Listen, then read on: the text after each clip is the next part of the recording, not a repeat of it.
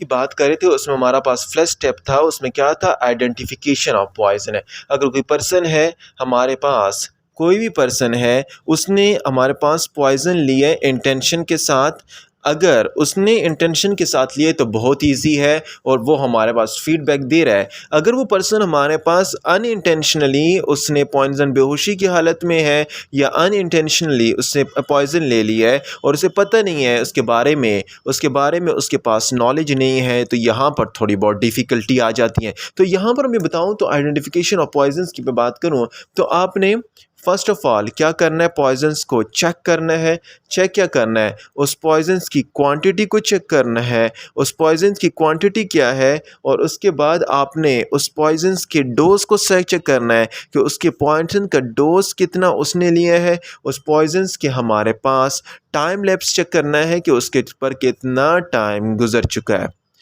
कि उस पर्सन ने कितना टाइम में कितने टाइम में ये गुज़र गया है, कितने टाइम में उसने ये क्या किया है, ये पॉइज़न लिया है, क्वांटिटी कितनी है, डोज़ कितना लिया है और टाइम कितना गुज़र चुका है। हाँ, उसके साथ आपने मालूम करना है अगर पर्सन कॉन्शियस की कंडीशन में हो तो कौन सा पॉइज़न लिया है, विच पॉइजन्स उसने लिया है। अगर वो बता रहा है आपको तो ये हमारे पास आइडेंटिफिकेशन ऑफ पॉइजन्स हो जाती है यहाँ पर बहुत ही ईजी से। नेक्स्ट स्टेप में अगर मैं बताऊं तो प्रिवेंशन की बात हो रही थी, प्रिवेंशन ऑफ पॉइजन।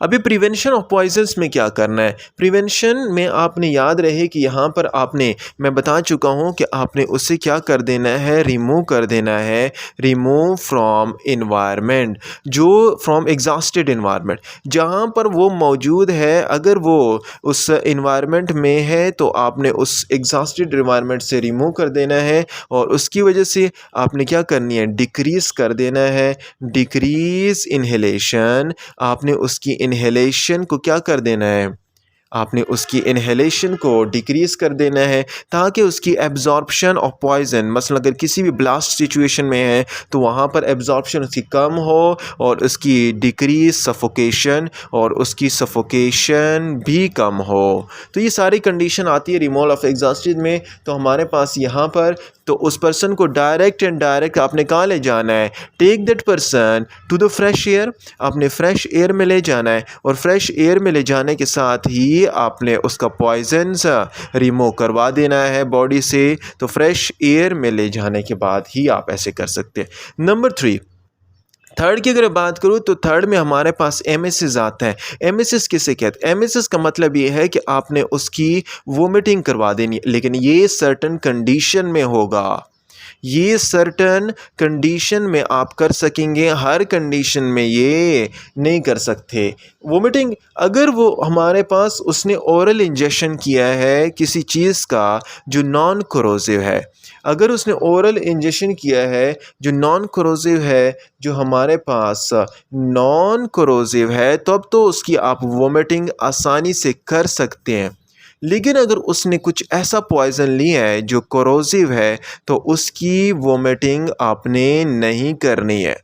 वोमिटिंग उसकी आपने क्यों नहीं करवानी है, उसकी वोमिटिंग आपने इसलिए नहीं करवानी है क्योंकि वो ऑलरेडी, अगर वो गैस्ट्रिक ट्यूब से हमारे पास जीआई ट्रैक से पास हुआ है, ऑलरेडी वो यहाँ पर डैमेज काज कर चुका है। अभी अब वोमिटिंग करेंगे तो वो डैमेज जो होगा वो डैमेज क्या हो जाएगा, that damage will become severe.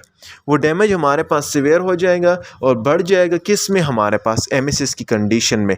Number 4 की अगर मैं बात करूं सीएनएस स्टिमुलेशन की, सीएनएस स्टिमुलेशन की अगर बात की जाए तो हमारे पास सीएनएस स्टिमुलेशन में भी इसका इफ़ेक्ट क्या होता है, बहुत होता है। देखिए हमारे पास क्या करता है, जितने भी वोमिटिंग हमारे पास anti vomiting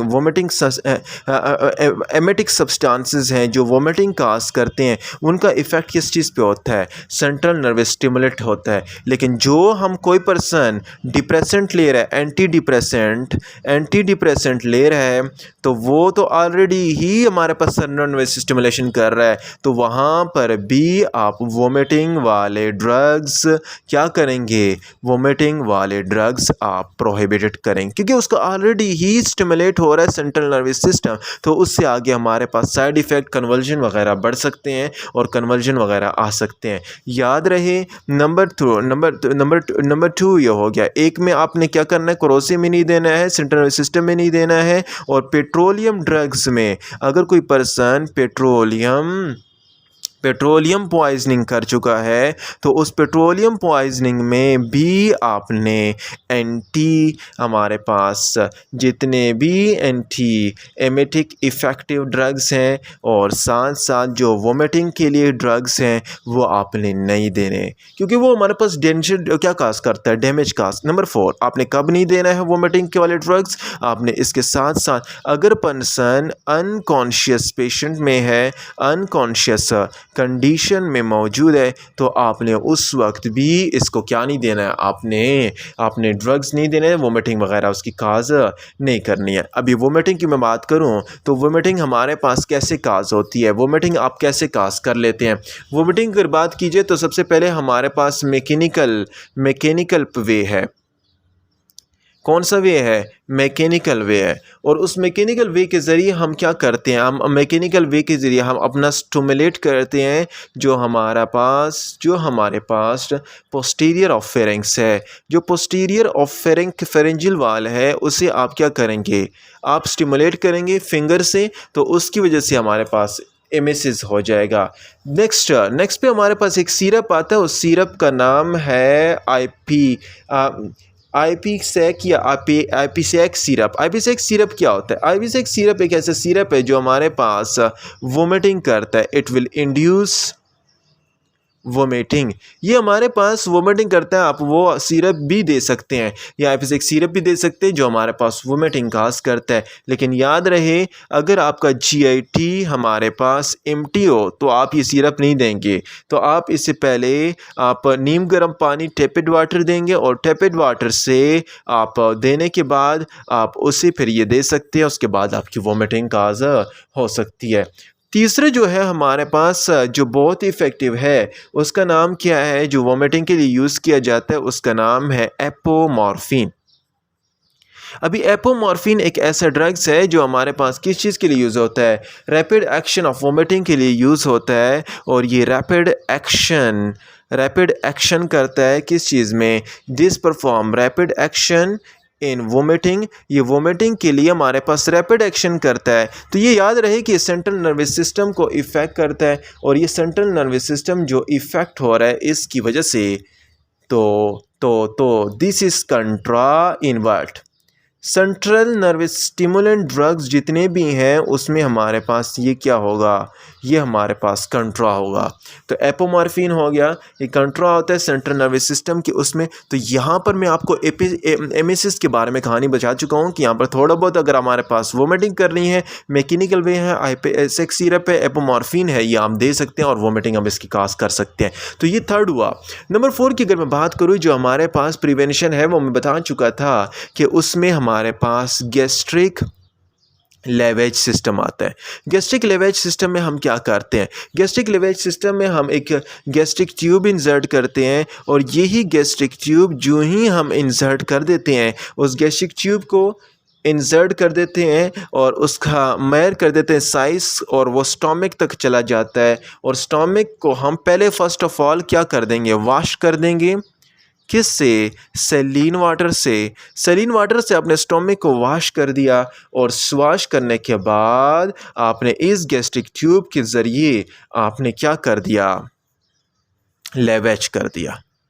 lavage system, gastric lavage system सिर्फ और सिर्फ 6 घंटे आफ्टर पॉइजनिंग तक ये काज कर सकते हैं। ये हर उस पॉइजन को रिमूव करेगा जो अनएब्जॉर्ब्ड है। जो अनएब्जॉर्ब्ड पॉइज़न है उनको ये क्या करता है, अनएब्जॉर्ब्ड पॉइज़न को ये हम क्या करते हैं, रिमूव करता है। तो ये हम यूज़ कर सकते हैं। और ये साथ याद रखिए, ये गैस्ट्रिक लेवेज सिस्टम जो है ये हम अनकॉन्शियस पेशेंट अगर कोई है, अगर उसका कॉन्शियस नहीं हो रहा या वो पर्सन कोमा की कंडीशन में है या अनकोऑपरेटिव मैनर में है, तो उसमें वोमिटिंग नहीं करवा रहा, तो उस मैनर में हम गैस्ट्रिक लेवेज सिस्टम को ये यूज़ कर सकते हैं। आइडेंटिफिकेशन ऑफ पॉइजन में आपने क्या करना है, सबसे पहले रिवीजन में बताता हूँ कि इसमें आपने आइजन को आइडेंटिफिकेट करना है, आइडेंटिफाई कर दें। अगर वो पर्सन इंटेंशनली यूज़ किया है तो आपको इजीली पता चलेगा, अगर अनइंटेंशनली यूज़ किया है तो आपको उसका नॉलेज मुश्किल है। इंटेंशन की वजह से आपको उसका क्वांटिटी पता चलेगा, टाइम पता चल जाएगा, और डोज और टाइम पता चल जाएगा, और उसका कौन सा पॉइजन है, कौन सा यूज़ किया वो पता चल जाएगा। प्रिवेंशन की मैं बात करूँ तो आपने क्या करना है, रिमूवल ऑफ एग्जॉस्टेड रिक्वायरमेंट्स, इसे रिमूव करना है और डिक्रीज़ करना है इनहेलेशन, डिक्रीज़ करना है एब्जॉर्प्शन, डिक्रीज़ करना है सफोकेशन, ये प्रिवेंट करना है। उस पर्सन को फ्रेश एयर में ले जाना है और पॉइजन्स रिमूव कर देना है। एमएसएस की बात करो तो आपने वोमिटिंग के ज़रिए सर्टेन कंडीशन में आप वोमिटिंग के ज़रिए लाइक ओरल इंजेक्शन किए तो आप वोमिटिंग के जरिए रिमूव कर देंगे। ये वोमिटिंग क्या, जितनी भी वोमिटिंग सब्सटेंस एमेटिक सब्सटेंस जो हमारे वोमिटिंग काज करते हैं वो सेंट्रल नर्वस सिस्टम को स्टिमुलेट करते हैं। सेंट्रल नर्वस सिस्टम को जो ही स्टिमुलेट करते हैं वो हमारे पास एमेटिक सेंटर को स्टिमुलेट करते हैं और वहाँ पर वोमिटिंग काज करते हैं। अभी अगर आप कोई पर्सन एंटी डिप्रेसेंट डायरेक्टली ले रहा है, सेंट्रल नर्वस सिस्टम को इनहिबिट कर रहा है, तो ये वोमिटिंग सब्सटेंस तो ये कंट्रोल हो सकता है यहाँ पर, तो इसलिए यहाँ पर आप यहाँ पर वोमिटिंग सब्सटेंसेस नहीं देंगे। तो इसके बाद पेट्रोलियम पॉइजनिंग में भी हमारे पास क्या होता है, पेट्रोलियम पॉइजनिंग में भी हमारे पास इफेक्ट ज़्यादा हो जाता है। अगर कोरोसिव ड्रग्स ले रहा है कोई पर्सन, ले लिए पॉइजन, तो उसने ऑलरेडी ही जेटी वाल से क्या काज किया, डैमेज काज क्यों है, तो एंड वोमिटिंग के जरिए जब होगा तो वो डैमेज सीवियर हो जाएगा और वो इफेक्ट नेक्रोसिस की तरफ ले जाएगा, तो it will produce a lot of adverse reaction. तो उसकी वजह से हमारे पास इफेक्ट ज़्यादा उल्टा ऑपोजिट हो जाता है। अनकॉन्शियस कंडीशन में आप नहीं दे सकते हमारे पास वोमिटिंग सब्सटेंसेस में। और ये हमारे पास जो सेंट्रल नर्वस सिस्टम जो भी एंटी डिप्रेसेंट है, एंटी कन्वर्सिव जो ड्रग्स ले रहे हैं, एंटी साइकोटिक ड्रग्स जो ले रहे हैं, उसमें भी हमारे पास कंट्रा है। इसके बाद अगर हम बात करते हैं गैस्ट्रिक लेवेज सिस्टम की, गैस्ट्रिक लेवेज में हमारे पास गैस्ट्रिक ट्यूब होता है और वो ट्यूब स्टोमक तक जाता है और वॉश सलीन वाटर के साथ वॉश कर देते हैं और लेवेज के जरिए उसे हम रिमूव करते हैं। गैस्ट्रिक लेवेज याद रहे कि आप ये एक ऐसा सिस्टम है जो हम कब तक कर सकते हैं, 6 आवर तक कर सकते हैं, क्योंकि अनएब्जॉर्ब्ड जो पॉइजन्स हैं वो हम इजीली इससे रिमूव, जो एब्जॉर्ब में वो तो नहीं होंगी, जो अनएब्जॉर्ब्ड पॉइजन है वो इजीली रिमूव हो जाएंगे। और ये अनकॉन्शियस पेशेंट में आप कर सकते हैं,